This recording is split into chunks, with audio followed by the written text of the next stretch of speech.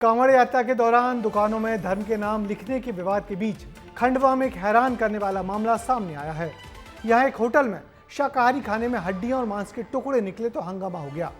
बाद में यह भी खुलासा हुआ कि राजवीर होटल को जावेद नाम का व्यक्ति चला रहा था और शाकाहारी और मांसाहारी खाना एक साथ पकाया जा रहा था।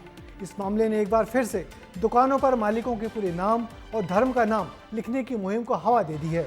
देखिए, उत्तर प्रदेश से मध्य प्रदेश तक पहुंचे इस मामले पर हमारी ये रिपोर्ट।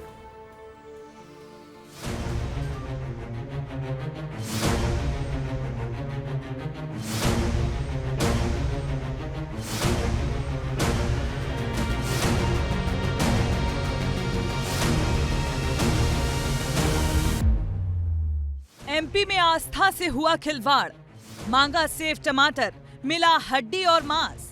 राजवीर के नाम से जावेद चला रहा था ढाबा। खंडवा से करीब 30 किलोमीटर दूर रास्ते में ये ढाबा पड़ता है। नाम है राजवीर ढाबा। एक तरफ लिखा है वेज तो दूसरी तरफ नॉन वेज, यानी यहाँ दोनों तरह का भोजन परोसा जाता है। एक श्रद्धालु ने यहाँ बड़े चाव से सेव टमाटर मांगा था, लेकिन जैसे ही खाना शुरू किया तो उसमें से हड्डी के टुकड़े और चर्बी निकलने लगी। पूरे में हड़कंप मच गया। खबर हिंदू जागरण मंच के कानों तक पहुंची तो मामले की जांच शुरू हुई। नाम है राजवीर ढाबा, आप देख सकते हैं, ये दिखाइए, ये राजवीर ढाबा।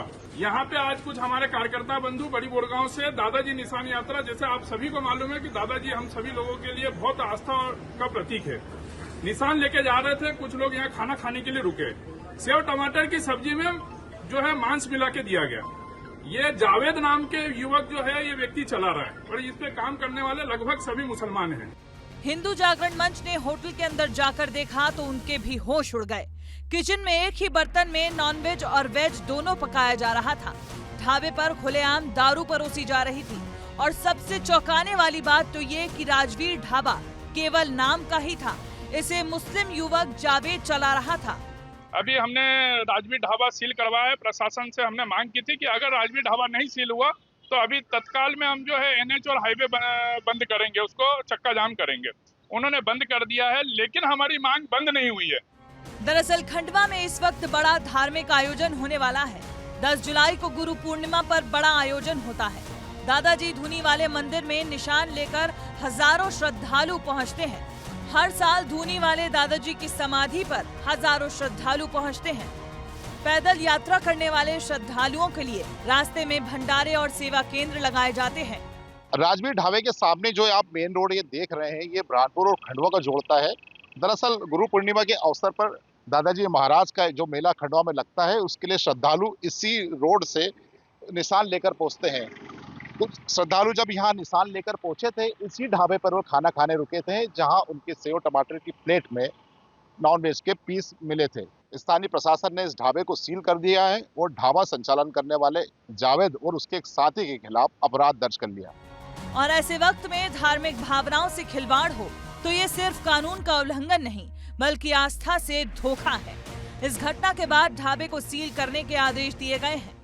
खंडवा का ये मामला ऐसे वक्त में सामने आया है जब देश भर में कांवड़ रूट पर नेम प्लेट और नॉनवेज को लेकर खूब विवाद छिड़ा हुआ है।